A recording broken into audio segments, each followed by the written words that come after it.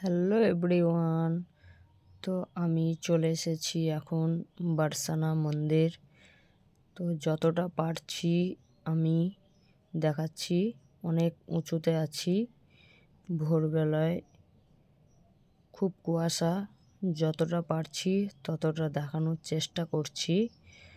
তো আপনারা অবশ্যই মথুরা বৃন্দাবন ঘুরতে আসলে বারসানা মন্দির অবশ্যই দেখবেন। খুবই সুন্দর মন্দির বারসানা।